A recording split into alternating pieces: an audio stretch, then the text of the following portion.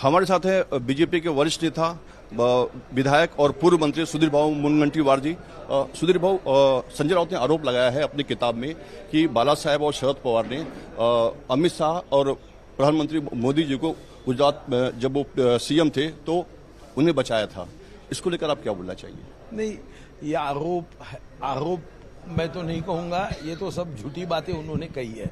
इसके पहले भी आप स्मरण करो 2019 को, 24 अक्टूबर 2019 को नतीजे आने शुरू हुए और जब इन लोगों को ध्यान में आया कि भारतीय जनता पार्टी 105 जगह पे चुन के आने की संभावना है, हम 56 जगह पे आने की संभावना है, हमारे दोनों का मिलकर तो 161 बहुमत मिल रहा है, मगर हमारे बिना भारतीय जनता पार्टी सरकार नहीं बना सकती।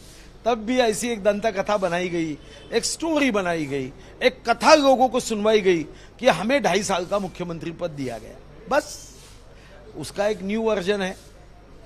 वो बता रहे कि टैक्सी में बैठे। टैक्सी में क्यों बैठेंगे भाई? अमित भाई भारतीय जनता पार्टी के नेता थे, यहाँ के किसी भी कार्यकर्ता है उसके साथ गाड़ी में बैठते, वो टैक्सी में बैठे थे, पसीना पोंछ रहे थे। यानी दंत कथाएं कैसी करना, ये इसमें अगर कोई विश्व में इस बारे में दंत कथा बनाने का कोई पुरस्कार रखा गया तो वो सिर्फ उबाटा ही जीतेगी। अपने मन से दंत कथाएं कर रहे, मगर वो भूल रहे वो राज्यसभा के मेंबर है। आप हाईकोर्ट के एक जज पे भी अपने खुद के स्वार्थ के लिए प्रश्नांकित कर रहे। आप कह रहे कि जज साहब को माननीय बाला साहब ठाकरे जी ने फोन कर दिया और जज साहब ने निर्णय बदल दिया।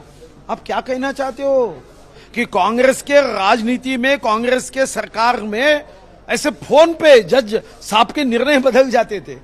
मैं तो समझता हूं कि सुप्रीम कोर्ट ने इससे विशेष रूप से ध्यान देना चाहिए और सुप्रीम कोर्ट ने इस विषय की गंभीरता को, कोई भी उठेगा और किसी जज के बारे में, न्यायमूर्ति के बारे में ऐसे शंकास्पद विधान करेगा, प्रश्नांकित करेगा, तो एक्शन होनी चाहिए। नहीं तो आने वाले दिन किसी का किसी पे विश्वास नहीं रहेगा। वहीं संजय राउत ने आरोप लगाया है कि जो ट्रंप ने सीज फायर का बयान दिया है उसको लेकर मोदी जी मौन क्यों है, और साथ ही उन्होंने मोदी जी को कहा कि मोदी जी कोई संत महात्मा या सूरवीर नहीं है।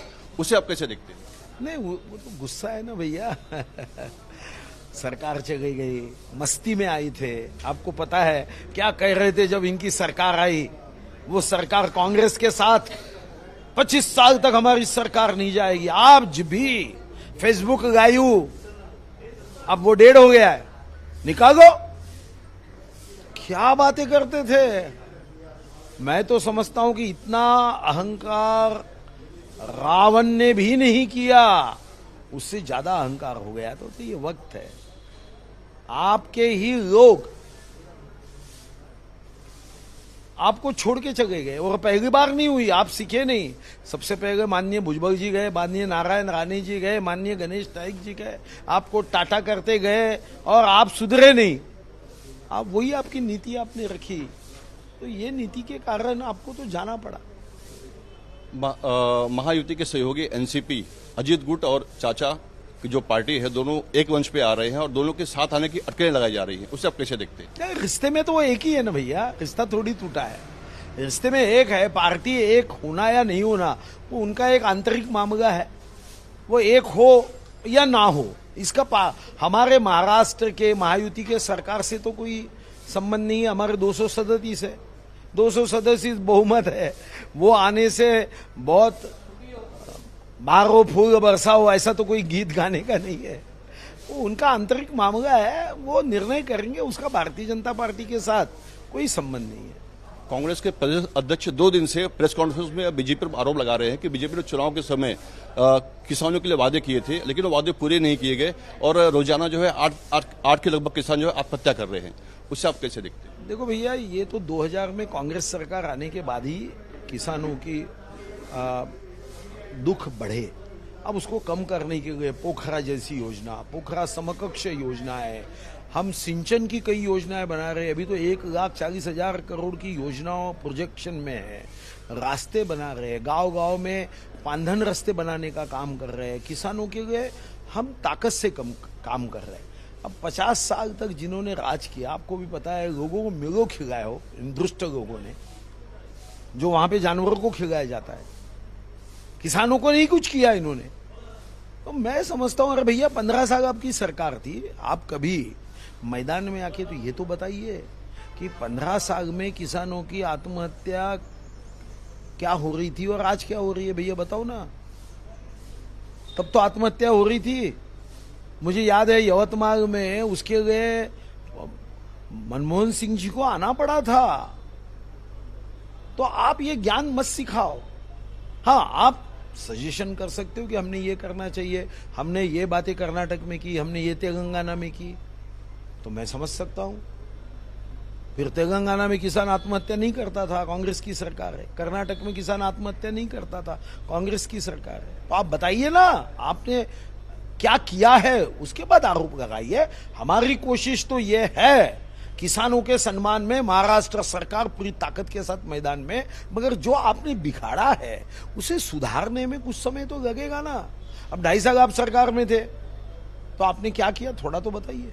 एक आखिरी सवाल है, ऑपरेशन सिंदूर के बाद भारत और पाकिस्तान के बीच जो तनाव हुआ है, उस तनाव में तुर्की ने पाकिस्तान का साथ दिया है और तुर्की के ऊपर कहीं ना कहीं पूरे देश में जो है देशवासी जो है आंदोलन कर रहे हैं और उसके प्रोड का बहिष्कार कर रहे हैं। यहाँ महाराष्ट्र में भी एयरपोर्ट पे सहयोगी पार्टी शिवसेना शिंदे गुट के लोगों ने वहाँ पे आंदोलन किया है और उनकी जो कंपनी सेल्वी है उसको बंद करने की मांग के, और साथ सुनने मारा जो करार है वो भी रद्द हुआ है। तो इस आंदोलन को और बहिष्कार को आप कैसे देखते हैं? नहीं, देखो भैया, जब देश की बात आती ना, आप कोई भी जात के हो, धर्म के हो, रंग के हो, वंश के हो, पक्ष के हो, आपकी ऊंचाई, आपका वजन, आपका रंग, कुछ भी होने दो, देश में तो सिर्फ भारत माता होनी चाहिए। देश में हमारा शिवबा छत्रपति शिवाजी महाराज ही होना चाहिए। जब शत्रु की बात आएगी तो हमने सबने एक ही झंडा हमारे हाथ में होना चाहिए। तो ये झंडा लेकर कोई भी पार्टी, कोई भी समूह, कोई भी वर्ग, कोई भी वंश, कोई भी जात अपने अपने तरीके से तुर्की के खिलाफ में अपने मन में जो भाव है वो व्यक्त कर सकते हैं। अब कहीं ना कहीं अगर ये जो बहिष्कार हो रहा है तो कहीं ना जो हमें जानकारी मिली है, तुर्की से जो है भारत का करीब 7,000 करोड़ का जो है एक्सपोर्ट होता है और तुर्की का 20,000 करोड़ के लगभग एक्सपोर्ट होता है। तो उससे कहीं भारत को नुकसान तो नहीं होगा उससे? भैया, भारत ने कभी नुकसान फायदे की बात नहीं कही। भारत माता की जय होनी चाहिए, उसके लिए कितने भी त्याग। ऐसा अगर शहीद आजम भगत सिंह ने अगर यही आप जैसी बात की रही थी कि मेरा क्या होगा, मेरे परिवार का क्या होगा, ऐसे राजगुरु साहब ने सोचा रहता, ऐसा सुखदेव जी ने सोचा रहता, चंद्रशेखर आजाद 13 वर्ष का बच्चा उसको कोड़े से मारे जा रहा था और बोलता मेरा नाम चंद्रशेखर आजाद है, अगर छत्रपति शिवाजी महाराज ने यह सोचा रहता तो भैया हम कहाँ रहते भैया। ये वो विचारवंत और विद्वान बातें करते ऐसी कि जो सिर्फ पैसा, धन, जिनको देश, मातृ प्रेम, देशभक्ति, राष्ट्र प्रेम, इससे कोई लेना देना नहीं, उनको सिर्फ कपड़े चाहिए, 2 टाइम का खाना चाहिए, वो इकोनॉमी की बात करते हैं। भैया, ये इकोनॉमी की बात नहीं है, अर्थशास्त्र की बात नहीं है, ये देश शास्त्र, राष्ट्र शास्त्र की बात है। तो कहीं ना कहीं मुनगंटीवार जी का कहना है कि ये इकोनॉमी की बात नहीं है, ये राष्ट्र की बात है, देश प्रेम की बात है और हम जो बहिष्कार है उसे जारी रखेंगे। कैमरामैन संतोष दिसले के साथ अंजनी कुमार मिश्रा, आवाज इंडिया, मुंबई।